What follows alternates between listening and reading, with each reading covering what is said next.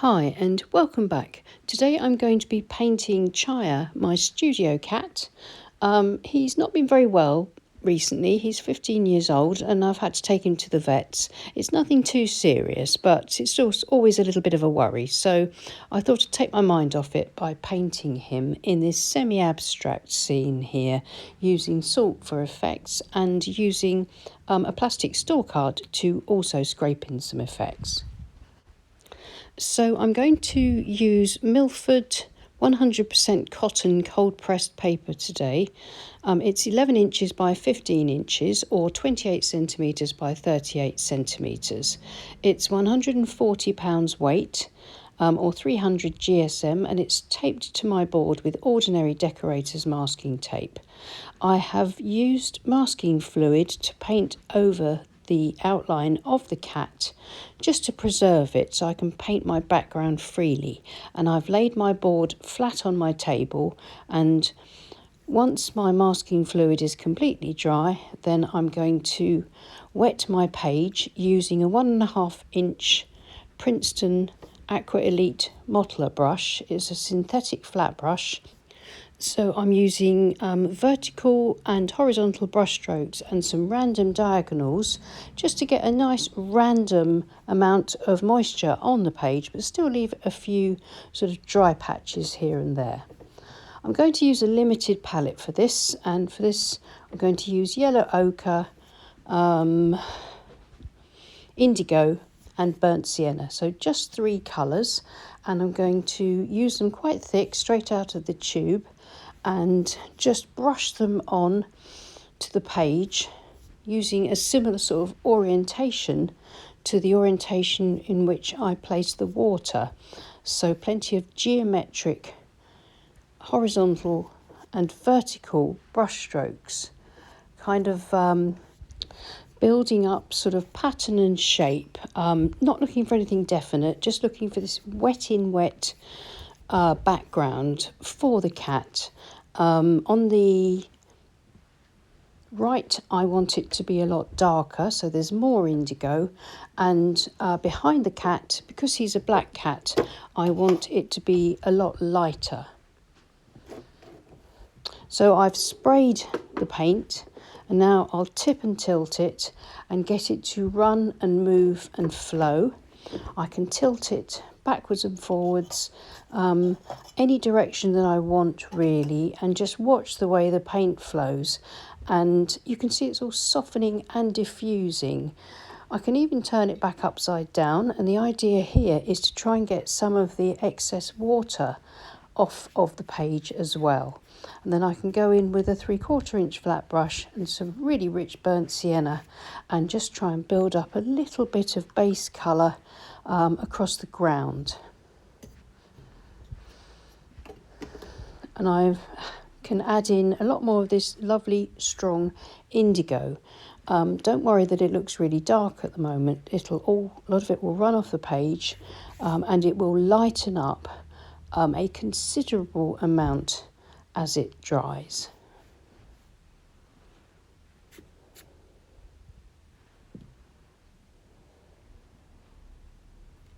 My board is at 45 degrees, but of course I'm tipping and tilting it as well, adding more water spray to that rich thick paint, again to get it to diffuse.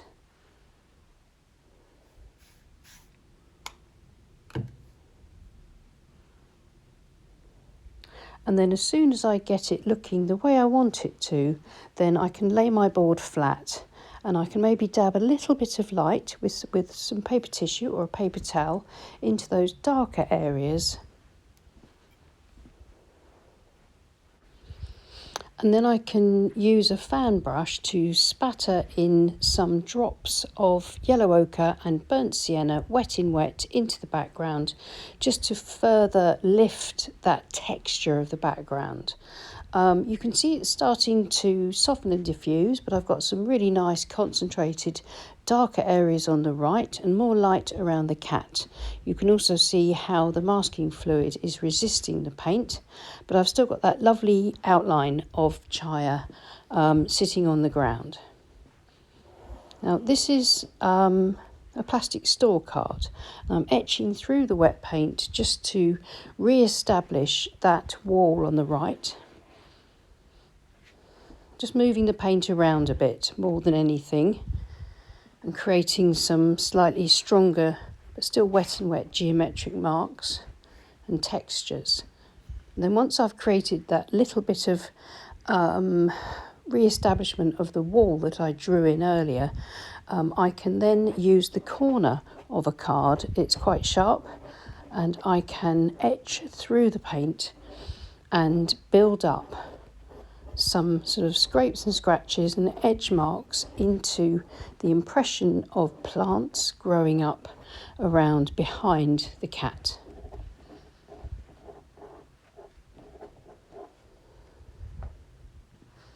If you don't like etching through the paint like this, you can leave it to dry completely, and then you can paint in your plants just before you remove the masking fluid from the cat.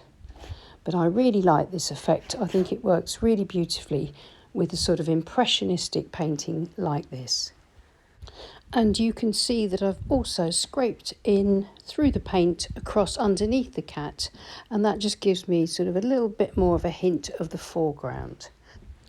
Everything's still quite wet and soggy, so I'm going to leave it for 5 minutes until the paper is damp. There's still a very slight sheen on it, and I'm going to use some ordinary fine table salt and sprinkle it over the etched plant and branch and weed motifs that I've scraped into the wall behind the cat, and I'm hoping that will give me some texture once it dries. Salt pushes the paint away and should just give me some paler areas that kind of will suggest in an abstract way sort of plants, dappled sunlight and texture. So that's the background pretty much finished. I'm now going to leave it to dry completely and then come back and remove the masking fluid from the cat. So here it is, it's completely dry, so I want to now paint Chya. So I first need to remove the masking fluid. Now, masking fluid can be a little bit difficult to remove from a large area like this. You have to be careful not to tear the paper.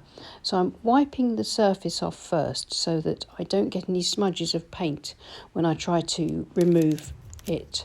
I'm using a new tool. It's this Graphics rubber cement pickup tool, which I have been told works really well for removing masking fluid. And here it is. It sort of just feels like a sort of bit of flexible rubbery plastic, and I'm going to rub it over the masking fluid and see what happens. Well, that seems to be removing this large area safely, cleanly and very efficiently. Well, I can definitely recommend one of those. I'll try and remember to put the details for the product in the description below. But if you haven't got one of those, then use your finger and rub the masking fluid away carefully. Or dab the tacky side of a piece of masking tape onto it, and that will help to lift it if you're careful. So now I need to paint my cat. You can, of course, create a portrait of your own cat in place of Chya here by using the colours of your own cat. But Chya, the studio cat, is black with a little tiny bit of white just under his chin. Now he's getting older. So the first thing I'm going to do is just dot his eye with a little bit of masking fluid. I shall let that dry, and hopefully all I need to do is paint the cat the dark black colour into the cat, leaving a few tiny white highlights between where his paws meet and the edge of his sort of belly and his back, that sort of thing, just to sort of suggest the shape of the cat.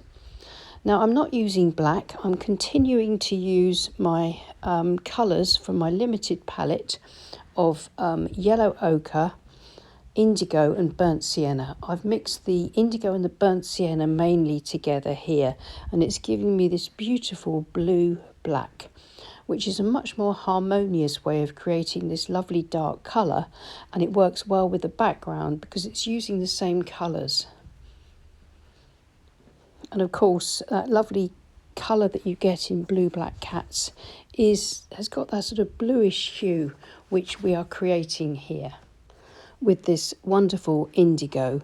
I'm using our handmade Davidson Pigments paint, but you can use any brand of indigo, yellow ochre and burnt sienna for this painting. And of course, any colours that will match your cat.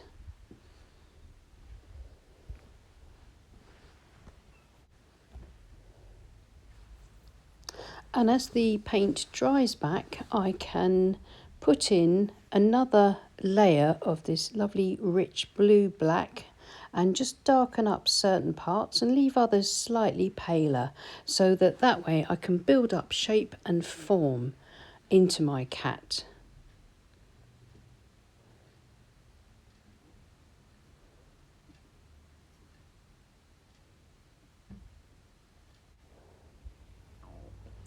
Well, he's nearly done. I'm just going to take a small calligraphy brush with a fine point and just feather some of that darker colour upwards into the paler little bib there, and just bring that shadow down, and that further gives our cat this sort of rounded shape and the indication of these sort of white or grey hairs below his chin.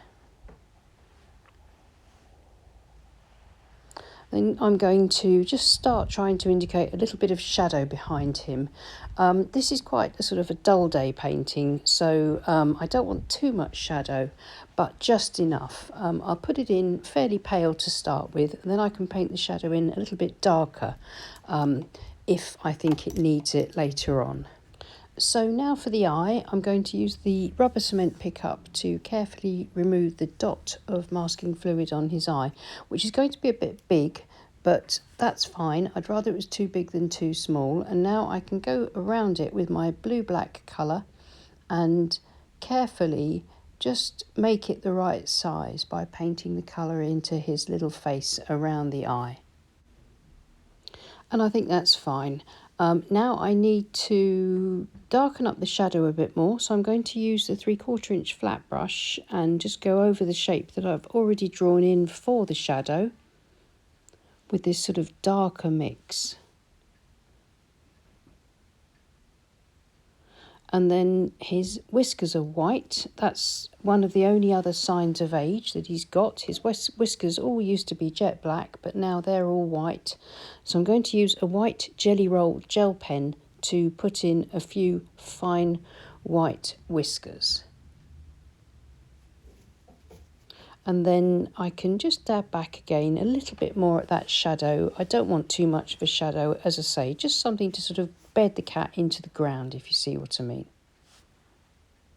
So I think I'm nearly done. Let's zoom out and use some of that shadow colour again, just across the bottom corner, the bottom edge, and dry brush across the bottom corner, and that kind of frames the painting and balances up the composition and just adds that something and nothing to the foreground. So I'm going to remove the tape from around the edges of my painting, and that gives me a nice clean white border and helps me to judge whether I think the painting is finished or not. It's almost like seeing it framed or through fresh eyes. One thing I need to do as well is, with a clean dry brush, is just gently brush over any areas where the salt was, and then anything that hasn't been dissolved we'll just brush off from the painting. So I'm looking at the painting, and I think I need to put in just a few shadows underneath the indigo suggested plants on the right against the wall. So I'm just going to use the same colour but just slightly paler in tone, and the tips of my mottler brush, and just put in a few hints and suggestions of shadows across the ground. As I say, it's not a bright sunny day, it's a dull day, so I just want minimal shadows really. And as I'm going in with wet paint onto a dry painting, I can just soften back with my finger if there are any hard edges that just need softening. And I think I'm going to carefully increase that sort of the tone of the dry brush across this lower edge carefully, making sure that I don't put too much paint into that white edging. So I hope you enjoyed seeing this come together. It was just a sudden sort of flash of inspiration that I sort of decided to turn my worry about little Chya not being very well at the moment into a painting, and it has distracted me. I've really enjoyed painting him, and by taking the pressure off myself and painting a very abstract background, I think it's really kept the attention focused quite firmly on Chya, the studio cat, and he's a very handsome focal point indeed. Don't forget that you can, of course, replace the cat with your own cat or maybe even your own dog if you want to try this sort of painting out. Use a limited palette and just have a lot of fun.